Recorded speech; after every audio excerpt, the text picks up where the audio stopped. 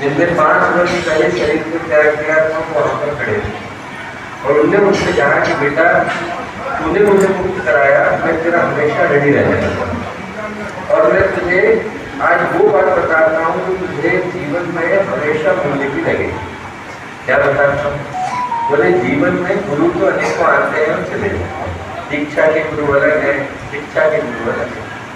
बोले भगवान से जुड़ने का अवसर लाखों जन्म में एक बार मिलता है, तुझे मिल गया है, छोड़ना है तो सवाल है तो भगवान से जुड़ने का।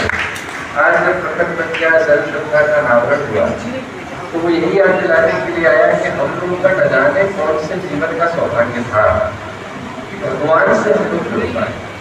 अभी मैंने संत पथिक जी महाराज का उल्लेख किया। संत पथिक जी महाराज की जो समाधि है वो हमारे यहाँ ब्रह्मवंश शुद्ध स्थान के ठीक सामने है।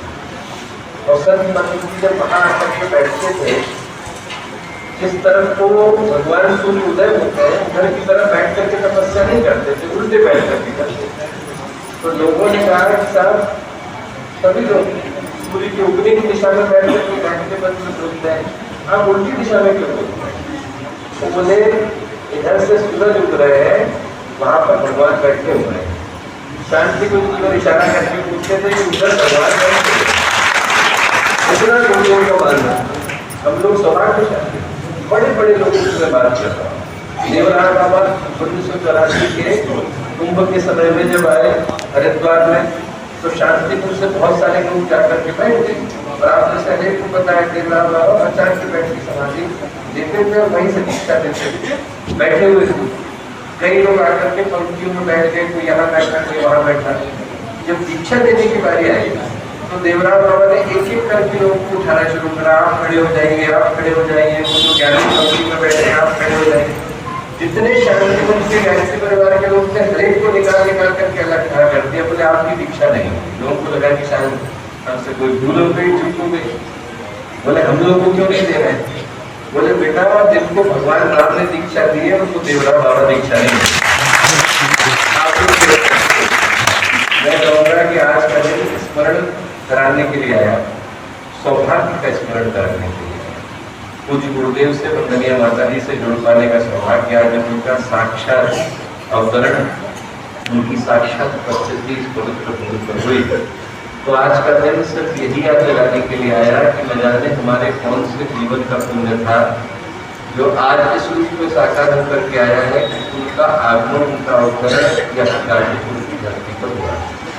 हम लोग सौभाग्यशाली होंगे यदि उनको अपनी आंखों से महसूस करते हैं कि भगवान हर क्षण में हर जगह पर व्याप्त होते हैं।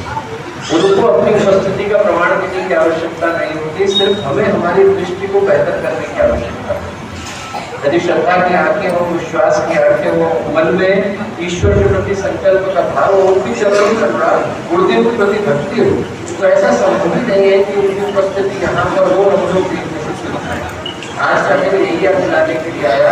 यदि श्रद्धा की आंखें हो, विश्वास की आंखें हो, समर्पण की आंखें हो, व्यक्ति के हृदय में गुरुदेव के लिए, माता जी के लिए और उनके उस ईश्वरीय योजना के लिए कुछ करने का भाव हो, जाने कुछ को प्रेरणा देने की स्थिति में हम लोग होते हैं।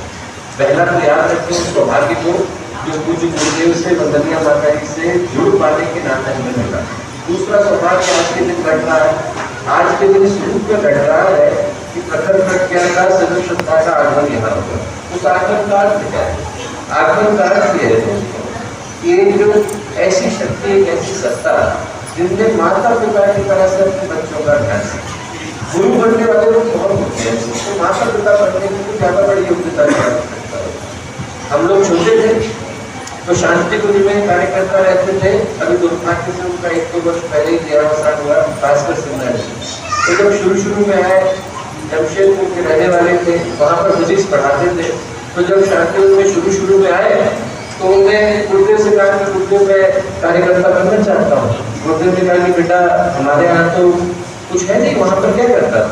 तो बोले मैं फिजिक्स पढ़ाता था। बोले हमारे यहाँ फिजिक्स पढ़ाने की कोई सुविधा नहीं है, और क्या कर सकता है? बोले गुरुदेव मैं गाड़ी चला सकता हूँ। उन्होंने कहा ठीक है। शांति में एक ही गाड़ी थी और उस गाड़ी को जीवन पर्यंत, उनके जीवन पर्यंत, कुछ गुरुदेव के वंदनीय माता जी के जीवन पर्यंत उन्होंने चला। ड्यूटी से 3199 पुरानी गाड़ी हुआ था, उसको वही चला। और चलाने का काम करते। आश्रम में आकर के गए, एक दिन हर की पौड़ी गए, हर की पौड़ी में हमने देखा कि एक जगह पर डोसे बन रहे हैं।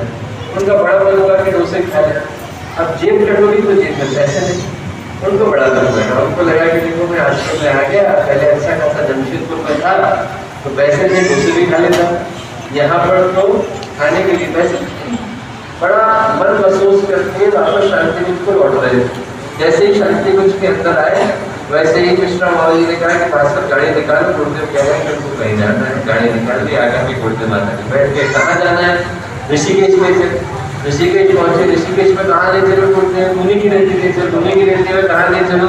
गुरुदेव बोले मद्रास कैफे के आगे खड़ा करो। मद्रास कैफे के आगे जाकर के गाड़ी खड़ी हुई। गुरुदेव बोले एक काम कर, अंदर से 3 मसाले डोसे ले आ, मेरे लिए ले आ, माता जी के लिए आ। अंदर से लेकर गया। जैसे ही लेकर के आए तो गुरुदेव बोले बेटा मैं तो प्यार से खाता नहीं, मेरी वाली तू ही खा। माता जी बोली मैं भी नहीं खाती, मेरा वाला भी तू ही खा। भास्कर वैसे बोले मैंने 3 मसाले डोसे खाए, जीवन भर के लिए तो क्या दोबारा खाने की आवश्यकता। तो कहानी का मूल्य कितना है? कहानी का मूल्य ये है कि आप जब सोच करके देखिए कि दूसरे के मन को जानना अपने आप में विभूति। दूसरे के मन में क्या चल रहा है, क्या तड़प चल रही है, जानने के लिए तो तपस्या का एक शिखर चाहिए, पर उससे भी बड़ा शिखर तब चाहिए जब आपके हृदय में कष्ट हो। आप सोच करके देखिए कि गुरुदेव किस शख्सियत का नाम, किस व्यक्तित्व का नाम। 48 वर्ष गुरुदेव ने साधना में गुजारे, एकांत में रहे। बाकी के 25 वर्षों में गुरुदेव ने 3400 किताबें लिखी। 3397 डिजिटाइज हो पाई। अभी 12 लोगों की टीम 12 वर्ष से काम कर रही थी तो 3397 किताबों को डिजिटाइज कर पाई। अभी यदि आप गुरुदेव की किताबों को एक लाइन में लगाएंगे तो 800 फीट की जगह जाती है जितने में गुरुदेव की किताब है। एक ऐसे महान व्यक्तित्व जिनने 5000 में से हम लोग कल इस बात को कर रहे थे कि आज की तारीख में अपने संसाधन है, गाड़ियां हैं, हम लोग पहुंच जाते हैं, हवाई जहाज से पहुंच जाते हैं। गुरुदेव तो उस समय में जब बैलगाड़ियां चलती थी तब जाकर के 3000 केंद्रों की स्थापना करके आए। आप एक केंद्र में जाइए दिन में और छुट्टी बनाइए तो दोबारा उसकी जगह पर 10 वर्ष की बात करते। इतना गुरुदेव करके गए और इतना करने वाले गुरुदेव और उनके हृदय में दर्द क्या था कि देखो जो लड़का अभी हमारे साथ चल रहा है, इसका डोसा खाने का मन है तो सब कुछ छोड़ करके डोसा खिलाने लगे। आप सोच करके देखिए, गुरु बनने वाले बहुत है दोस्तों, माता पिता बनने वाले कम। हम लोग सौभाग्यशाली हैं कि हमें गुरु तो मिले पर माता पिता भी। हम लोगों से ज्यादा बढ़कर के सौभाग्यशाली कौन हो सकता है जहाँ पर हमें हमारे कष्टों की चिंता हो ना हो पर उनको हमारे कष्टों की चिंता होगी। हमारे कक्ष में आप आएंगे, विश्वविद्यालय में जो ऑफिस है वहाँ पर एक पेंटिंग लगी हुई है। वो पेंटिंग कितनी बनाई हुई है? वो सज्जन थे, पहली बार जब आ रहे थे तो मोदी नगर से उनसे गाड़ी ली। मोदी नगर से गाड़ी लेकर के शांति में जा रहे थे, 87 की बात है। गाड़ी लेकर के चले। अब जैसे चले तो उनको नींद आ गई थोड़ी देर में। सुबह 2 बजे उनकी ट्रेन आकर के लगी थी, रात भर की जगह हुए थे, गाड़ी चला रहे थे। जो पत्नी बच्चे थे दूसरी गाड़ी के अंदर सो गए, वो भी सो गए। जब उनकी नींद खुली तो गाड़ी रुड़की के पास में थोड़ा सड़क से हट करके खेत के पास में खड़ी हुई। और घबरा करके उन्हें किसी को बताया नहीं, बताएंगे तो सब चिंतित हो जाएंगे। लेकर के शांतिपुर पहुंचे और आकर के माता जी को प्रणाम किया। माता जी को प्रणाम करने के बाद माता जी को ऊपर भी प्रणाम कर ले। ऊपर गए प्रणाम करने के लिए, गुरुदेव को प्रणाम किया तो गुरुदेव के चरणों में झुक करके बोले कि गुरुदेव रक्षा करिएगा। तो गुरुदेव सिर पर हाथ रख करके बोले कि बेटा तू सो जाता है तो तेरी रक्षा करते तो जागते में नहीं करेंगे। अब इससे ज्यादा चिंता उनको हमारी है। अब हम लोगों को सोचने की आवश्यकता है कि हमें उनकी चिंता है, उनको तो हमारी चिंता है। वर्ष 2026 आ रहा है तो वंदनीय माता जी के अवतरण के 100 वर्ष हो रहे हैं। पूज्य गुरुदेव की तप साधना के शुरू हुए 100 वर्ष हो रहे हैं। अखंड दीपक के प्राकट्य के 100 वर्ष हो रहे हैं। जिंदगी में गुरुदेव ने हमारी चिंता की। अब जब समय आया है तो हमें उनकी चिंता करने की आवश्यकता है। हमें ये चिंता करने की आवश्यकता है कि जिस अखंड दीपक को गुरुदेव माता जी ने अपनी तपस्या से, अपनी साधना से अखंड रखा, उसको प्रचंड बनाने का दायित्व तो हमारा है। वो वहीं पर सिमट करके रह गया, एक ही जगह पर रह गया। हम लोग अपने में ही खुश होते रह गए और बाकी लोगों को गायत्री परिवार के विषय में बताने से, गुरुदेव के विषय से बताने से, अपने परिवार को और लोगों के परिवार को बताने से चूक गए तो हमसे ज्यादा दुर्भाग्यशाली कौन है? हम लोग आए इस युग के अवतार के पास आए, हम लोगों को सौभाग्य मिला। हम सोच करके देखें कि मर गए होते और गुरुदेव के पास नहीं आए। कभी हम लोग को ये अवसर न मिला होता कि शांति कुंज में कदम धरे होते, कभी ये अवसर न मिला होता कि गुरुदेव माता जी को देखा होता, कभी ये अवसर न मिला होता कि गायत्री की उपासना करी होती, कभी ये अवसर न मिला होता कि अखंड ज्योति देखी होती, कभी ये अवसर न मिला होता कि उनके कक्ष में गए होते, कभी ये अवसर न मिला होता कि प्रकट प्रज्ञा सरस्वती का दर्शन किया होता। तो एक बार को हमारी भूल माफ हो जाती, मरते भगवान के पास जाते तो कह सकते थे कि देखने से चूक गए। पर हम लोगों से ज्यादा दुर्भाग्यशाली दूसरा कोई नहीं होगा दोस्तों। यदि हम लोगों ने गुरुदेव माता जी को देखा, उनकी योजना से जुड़े, उनके अंग अवयव बने, उनकी योजना के प्रतिनिधि बने और तब भी घर घर तक पहुंचाने से भी गुरुदेव माता जी को चूक जाते हैं, तो हमसे ज्यादा दुर्भाग्यशाली और कोई नहीं होगा। दोस्तों मैं कहूंगा आज का दिन सौभाग्य लेकर के आया और पुकार लेकर के आया।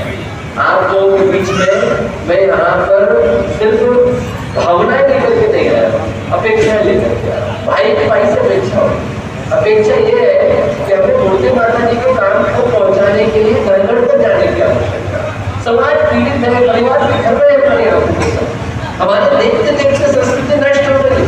भारत कहाँ जाएगा लोगों को दिखाना नहीं। और ऐसे समय में एकमात्र जो समाधान है वो गुरुदेव का दिखाया बताया गया करते हैं। हम लोग दवाइयां लेकर के लोगों के घर में जा रहे हैं और विश्वास करिए हम लोग लोगों के पास उपदेश लेकर के नहीं जा रहे हैं। हम लोग जो गुरुदेव का चिंतन लेकर के जा रहे हैं वो सही अर्थों में आज के समय की व्याधि की उपाधि, आज के समय के रोगों का उपचार है, आज के समय की जितनी समस्याएं हैं उनका समाधान मात्र और मात्र गुरुदेव के विचारों के अंदर संदेह है। और जितने लोगों को हम लेकर के जाते हैं वो तो नहीं ज्यादा सौभाग्यशाली होकर के धरती को छोड़ेंगे। तो यही प्रार्थना करूंगा, यही प्रार्थना करूंगा कि सौभाग्य हमें मिला। जब जाने के वक्त आए तो हमारे चेहरे पर वही गर्व हो, वही गौरव हो, वही मुस्कुराहट हो कि हमें जो करने को मिला उसको करने से हम लोग चूके। ईश्वर करे कि आप में से प्रत्येक के माध्यम से आज जो ये गायत्री परिवार गाजीपुर है, आज जो यहाँ पर सैकड़ों लोग गायत्री शक्तिपीठ के प्रांगण के अंदर विद्यमान है, आज अब उनकी मम्मी भी है। आज का दिन बड़े सौभाग्य का दिन है। तो यही प्रार्थना करूंगा कि आज के सौभाग्यशाली दिन हर एक के हृदय में गुरुदेव की योजना को घर घर तक पहुंचाने का संकल्प जागे। आप लोगों में से प्रत्येक के माध्यम से गुरुदेव की चेतना न केवल गाजीपुर बल्कि पूर्वांचल के कोने कोने में पहुंचे, हर व्यक्ति तक पहुंचे, हर जगह पहुंचे, हर एक की चेतना में नवीन ऊर्जा का संचार करें। ऐसी शुभकामना